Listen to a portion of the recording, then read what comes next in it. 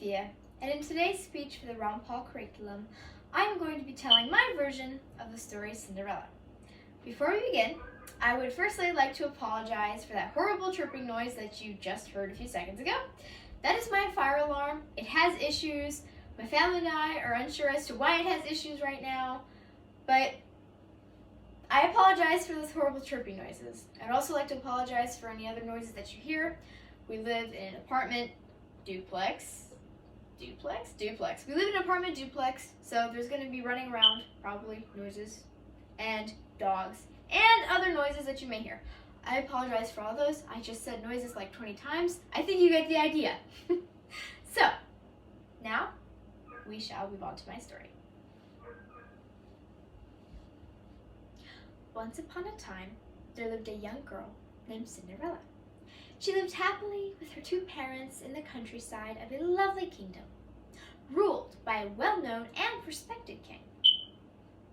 Cinderella loved to play outside with animals, of all sorts: geese, mice, cats, dogs. She also liked to pretend that she was a princess.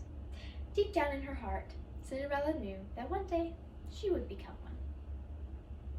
It was in the summer. Cinderella was at a very young age when her mother passed away. That day, Cinderella did not feel like a princess. She didn't understand why. Why, if she was a princess, she felt like her heart had just broken into 1,000 pieces. You see, all the princesses that she had seen were happy, and they seemed to live a life of glamour full of riches and ball gowns, while Cinderella had just felt like she had lost everything. So she began to cry. She walked, crying to her father about all her worries, all her realizations, but the main one was that she wasn't a princess. So she walked to her father. And he looked at her. He was grief-stricken and tired, and he said, "Cinderella, what's wrong?" "Papa," she said, "I'm not a princess," and began to cry once more. He said, "Cinderella, don't be ridiculous. Of course you're a princess. You see, Cinderella, Cinderella, why would you think this? Why would you think that you are not a princess?" She looked at him. "Papa, I'm not a princess because princesses have everything, and I just lost my mom. Papa, princesses are always happy, and I am very sad." He looked at her. "Cinderella, you must understand." He looked at her with very kind and wise eyes. "You must understand that what makes you a princess isn't all the things that you may have. It's who you are on the inside. Princesses are human, just like you and just like me. Cinderella, you are a princess. You are the most beautiful and wonderful princess on the inside." And those words stuck with Cinderella for the rest of her life. She recalled those words when her father married a horrible woman who had two horrible daughters that treated her absolutely terribly.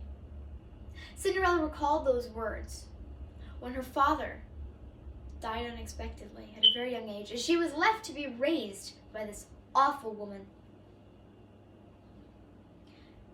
Cinderella still knew that in the inside, she was a princess. Despite all the horrendous things that happened to her each and every single day, she knew that she was a princess on the inside. It was a cold December's day, at the age of 19, when Cinderella heard a knock at the door. She went to answer it. Yes. There she found a group of king's men.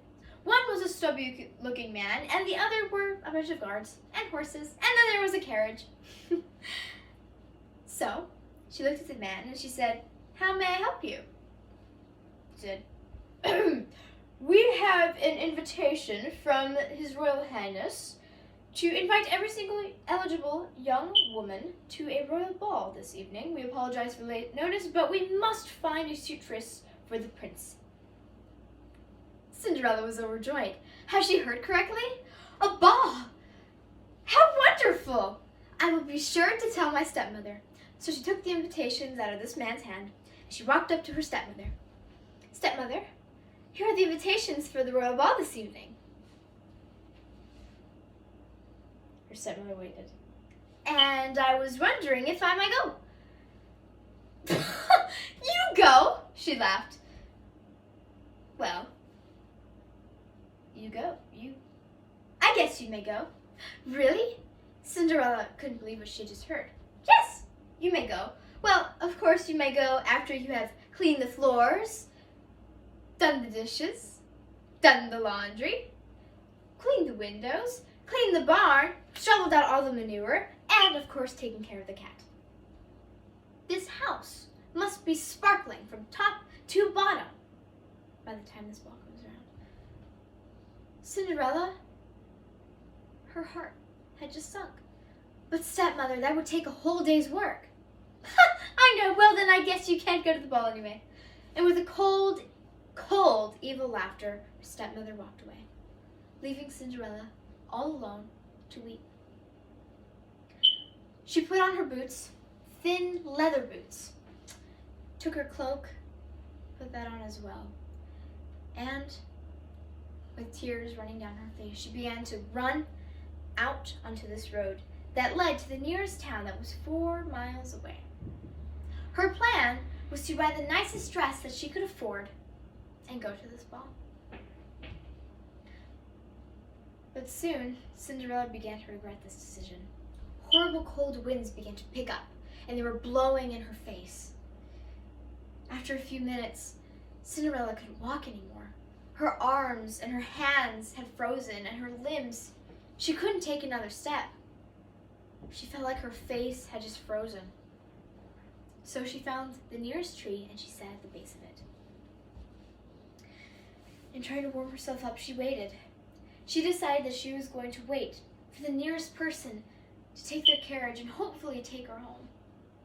She slipped off her boots. She tucked them under her dress. She leaned her head against the tree and she closed her eyes and fell asleep.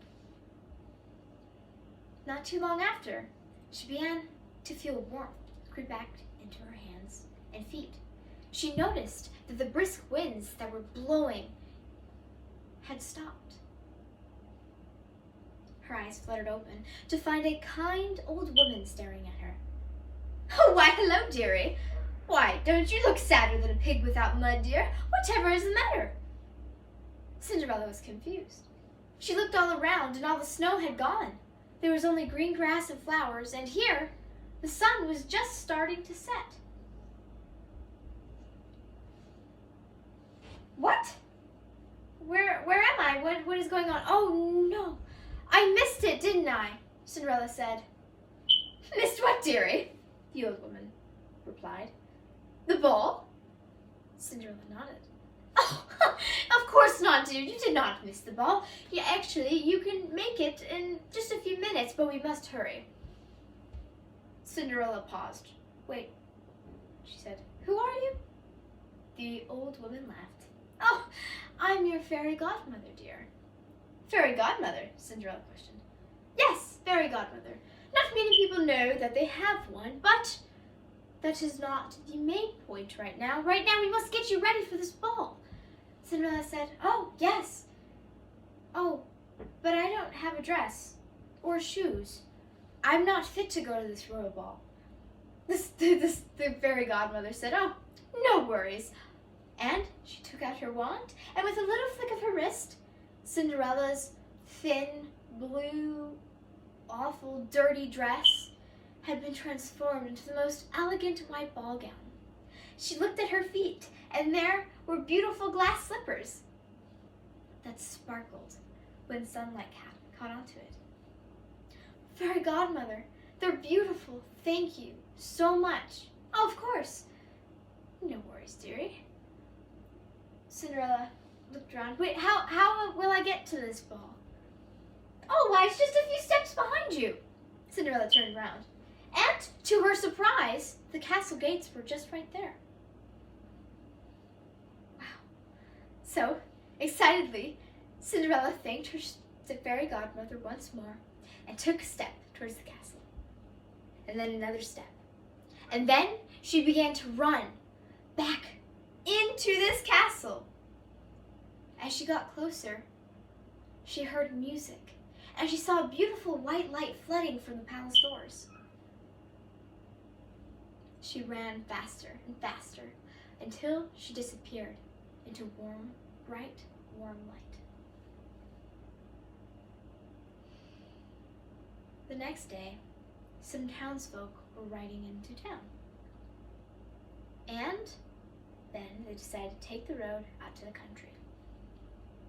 As they were riding along this road, they found a young girl sitting at the base of the tree.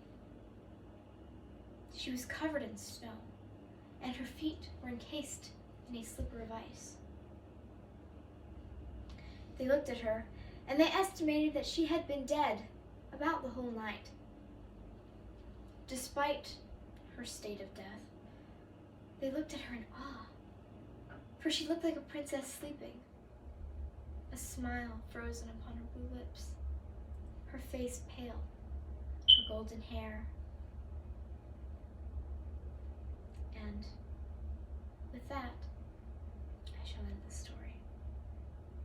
Thank you.